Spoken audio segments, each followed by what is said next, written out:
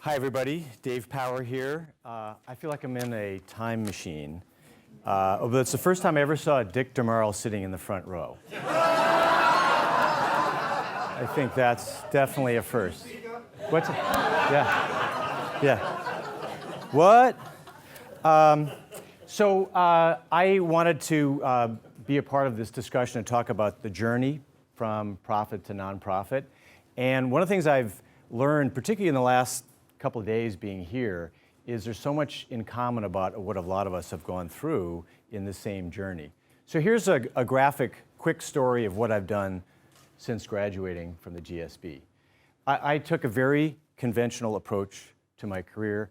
You know, I had an engineering degree, and I went to get my MBA, and I went into consulting, which was the ultimate hedge. And then I got a number of operating roles. I ended up going into the software industry. And then from there, like a lot of us, I became an investor, got involved with a lot of growth stage companies as the software industry took off. At some point, I decided I have my own firm, and I was doing consulting to growth stage companies. Thought I had learned something about this, wrote a book about it, why growth companies stop growing and what to do about it. And I kind of thought I was going to ride this out into the sunset. So I'm 60. And you know, what am I going to do next?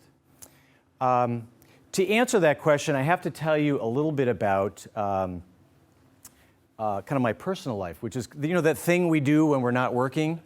I just feel like we all kind of reinforce in each other. Like we are on a rocket ship to the moon in our careers. You know, are you a CEO yet? Are you a billionaire? I mean, we have these sort of high expectations of ourselves. But we do have lives, and just to kind of roll the clock back, in 1986, I got married to my wife, Helene, who's been my wife for 29 years. Our first child was born, my son, and he was born blind. In fact, a category of blindness called deaf blindness, which is if you have a fair amount of vision loss and a fair amount of hearing loss, some combination of those. The sensory deprivation is so great that there's a special category called deaf blindness. And for the next, I'd say 5 years, we were in a bit of a black hole. I mean, daytime, I'm working to become a partner at Temple Barker and Sloan, but nighttime, managing this process of what do you do when your first child is born with such a disability. One bright light was that I found literally using, do you remember Yellow Pages and pay phones? Yeah, so when my son was born in Emerson Hospital in Concord, and we're trying to figure before we even told our families what was going on, I found that in Boston, there was this school for the blind, the Perkins School for the Blind.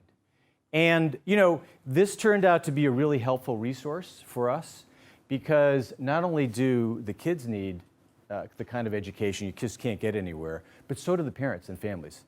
It's just 1 year at a time. You're just trying to get from, I can't even imagine my son, David, 15 years old. I'm just trying to picture him 2, because he's 1 now. And if I can meet other families that have done the same thing, I'm figuring, I can make it. It's amazing he's 28 now. This was when he graduated from what was called the infant toddler program. The Boston Globe got a picture of us and graduation on the lawn of the Perkins School. And there was a children's book author that saw this picture, tracked us down, and wrote a book called Listen for the Bus. And that's Helene getting David on the Concord school bus. And so, we kind of had fun as we kind of grew up during this period.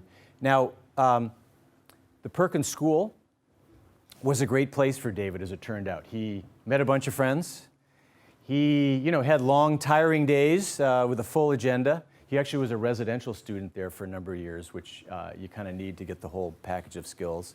He learned a set of communication skills that he needed. And ultimately, he graduated, which we could never, have imagined, in the beginning. And, along the way, we rounded out the family. So he has 4 other brothers and sisters that hopefully will be helpful to him as he grows up. And like a lot of us, I got involved with the board. I was on the board of the Perkins School for 9 years. I got pretty active. And then the president of the Perkins School decided 2 years ago to retire. And they asked me to get on the nomination, the committee to search for a new president. And one thing led to another. People were saying, Dave, did you ever think about that? What would I know about doing this? But so one thing led to another, and a year and a half ago, I took over as the president of the Perkins School for the Blind. This is not like I'm advising a startup kind of thing. This school has been around for 186 years. There have been 9 heads of the school up to date. So, you know, when I sort of took this on, I'm in this for a while. You know, this is a big journey. But let me tell you a little bit about the Perkins School, and then tell you kind of my experience and what it's like to go to a nonprofit. What's, you know, from an MBA going to managing a nonprofit. So first of all, just a little bit about the Perkins School. So it, you know, it was founded in Boston. It was the first school for the blind in the United States. And it was the first school to educate someone who was deaf and blind. This is before the Civil War, a woman named Laura Bridgman. No one thought that was possible to teach someone who is deaf and blind to be literate, to communicate, to write. And this woman, Laura Bridgman, was pretty famous in that era. And that knowledge of deaf-blindness education was what was used 50 years later when Annie Sullivan, a famous Perkins graduate, who was herself visually impaired, graduated, and looking for a job like a lot of blind people are, 75% unemployment among the blind. So Annie Sullivan got this job to help this girl in Alabama named Helen Keller. And so if you ever saw The Miracle Worker, you know, that's Anne Bancroft playing Annie Sullivan and Patty Duke playing Helen Keller. So they were part of the heritage of the Perkins School. They both kind of went through and graduated around the period of 1890. Today, the Perkins School is one of 5 operating groups. You think of the Perkins, the school is kind of like a teaching hospital. So you imagine a teaching hospital is both where you help patients, but you also teach the next generation of doctors. So what we do in Watertown is a beautiful campus, 40 acres, and we still have a school.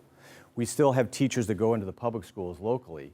But now we're starting to take the know-how that's there and teach teachers across the United States how to help kids that are visually impaired in public school systems. The Common Core won't cut it if you're visually impaired. You need something called the Expanded Core. And so partly with me kind of being in the technology industry, I got Perkins involved in doing online education of special needs teachers. It's a whole operating group. So we're now teaching teachers anywhere in the US that want to know how to bring this know-how into their schools. It's about 800 people, a $775 million operating budget. The other thing Perkins started doing almost 100 years ago is taking its know-how and bringing it to developing countries where there are about 40 million kids that are visually impaired around the world. And 90% of them do not get an education because of their visual impairment. Either the laws aren't there or no one knows how to do the teaching. And so Perkins has been teaching teachers and bringing them around the world now to 67 countries. We bring about 15 teachers from, this year we have them from Iran and Cuba and India and China. We bring them on our campus for a year. They're in our classrooms, they learn, they go back to their school system, they teach other teachers. And our growth model, our engine is training teachers. If we can train trainers, trainers can teach teachers, teachers should teach kids. We've gotten to about 1 million kids by training about 200,000 teachers so far through this model. But we've only reached about 5% of the population. So 95% of those 40 million kids are still not going to school. They're not just going to school, you have to kind of work to find them. They're this invisible population. Our team, we go into a developing country and they're in homes. 2/3 of them are at home. 1/3 of them are in orphanages even if they have parents because no one knows what to do with them. So it's partly helping to kind of change the laws, show them that these kids can learn, create model schools, build a sustainable model. I learned that we had 15 teachers a year coming on the Perkins campus and then going back to their countries. And I said, so how many are there out there? And we have about 250 of these. I think of them as our ninja teachers, like our best trained trainers around in these developing countries who have never met each other. So one of the things we're doing right now is we're building kind of a professional social network so they can share their knowledge. And so frankly, here's Perkins is up, this is sort of the hub here. We have a community manager. We're building this now So a teacher in Indonesia can say, hey, has anyone seen a student with this situation? And then a teacher in Brazil can say, yeah, here, I'll send you a YouTube clip of what I'm doing. So there's a way to really kind of amplify their work. And our hope going forward is to build regional training centers. We want to start in Cordoba. We have a location in Eastern Europe. There's a number of locations where we're going to take the model, local regional centers, using online education to amplify the whole process. That's me, the kind of technology guy, forward thinking, but that's what we're building out right now. There's also a lot of technology. This may seem like an odd statement, but the head of the American Foundation for the Blind, who is blind himself, said there's never been a better time to be blind. Now, what he's saying is for literacy solutions, for using information technology, navigation, we're starting to create systems to navigate indoor buildings. There's all kinds of technology. There's robotics that will maybe replace guide dogs someday. And when driverless cars come, it will transform the lives of people who are blind. So we have an innovation advisory board. We're trying to pay attention to these technologies. We actually have part of our business model is to sell products and services. I feel like I've been really lucky with my family and with this new opportunity. And a lot of people say, what's it like to make this transition to running a nonprofit? And honestly, I feel like 80 to 90% of what I do is what we all have done in leadership roles. So, clear goals and accountability for results. I mean, nonprofits need that in spades. So many of them sort of get off track. Some kind of a sustainable business model, so things, and raising money around your strategic plans. Leadership and alignment. I had all these stovepiped groups across the campus getting together on the same page. And it probably sounds familiar to all of you. Any nonprofit that I've run across would die to have anyone in this room to run them because of the skill set that we have. So, I mean, yeah, I needed to learn about the field of blindness, but I also had to learn marketing and software and investing, and you're always learning some domain knowledge in a new job. But really, I think the nonprofit field needs what we really do well. I think the one thing that's different is the passion for the mission, right? Nobody comes to work for Perkins to get rich or famous or to work on their golf game. So people really are sort of, with me it's personal, but I think a lot of people who get to know the mission of Perkins find it pretty compelling, and that's how we get great people working with us. So if you're interested in this ripe, green, and juicy mission I'm on,